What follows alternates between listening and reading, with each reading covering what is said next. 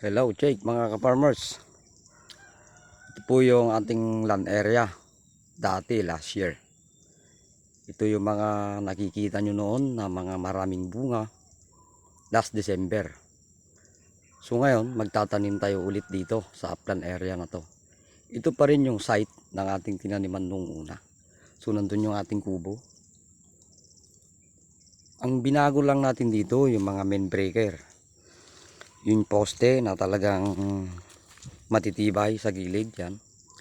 Puro standard yung ating ginamit dyan, malalaki, at di tayo magtitiwala kasi pag may bumagyo o darating yung mga kalamidad, at least nakapaghanda tayo. So nagpapalagay na ako ngayon ng rice hull yan sa mga butas.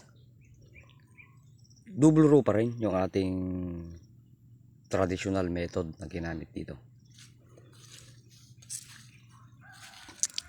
At baka next day tatanim na tayo at magbabad na tayo ng buto mamaya. Yan mga ka-farmers, matagal po akong hindi nag-upload ng mga video o anumang bagay. So kung i-research nyo ulit yung aking pagtatanim dito, naka-upload na po lahat sa YouTube noon una. Parehas din yung tema.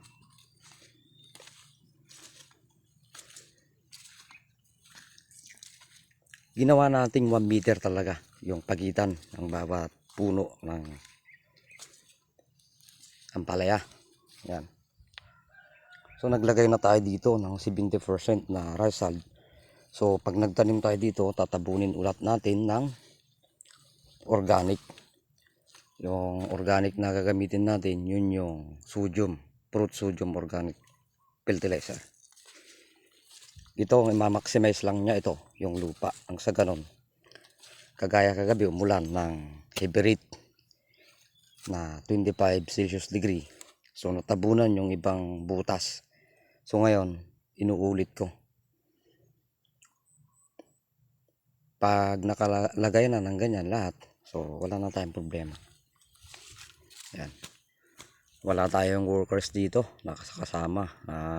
Yung misis ko lang nandun, tapos yung tita ko. Ang luwang ng ating area ay almost kulang 1 hectare.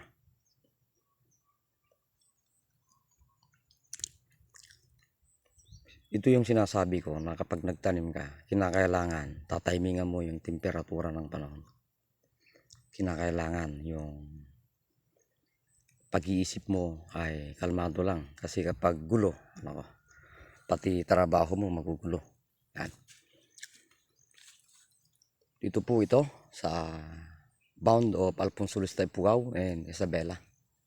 Yan. Marami pa itong trabaho, pero ito ay dinevelop ko ulit. Ibig sabihin ako lang po yung magtatanim. Kumbaga ako po ay hinayaran nila na mag-developer ng isang farm. So ang kontrata natin dito is nasa 40,000. Isang buwan po yun. So 40,000 yung ating kontrata dito. Yung tataniman ko na sarili ko, maglalamprip pa lang ako itong 1st of October. Itataong ko talaga yung harbisan na kalakasan sa December. Pero ito kalakasan din niya sa December to. Yan.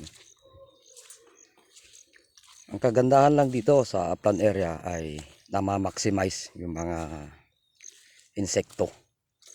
Wala masyadong insekto, kaya yun ang kagandahan. Hindi kagaya dun sa land area na lowland area na puro marami insekto. Yan. Pinakalat ko na yung mga rice hull. Nakahanda na rin yung mga poste.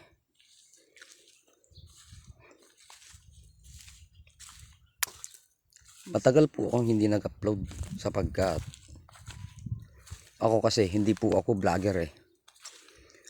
May account tayo sa YouTube, pero nag-upload ako doon para may matutunan at mapagkunan ng mga debriefing na pamamaraan sa larangan ng agrikultura.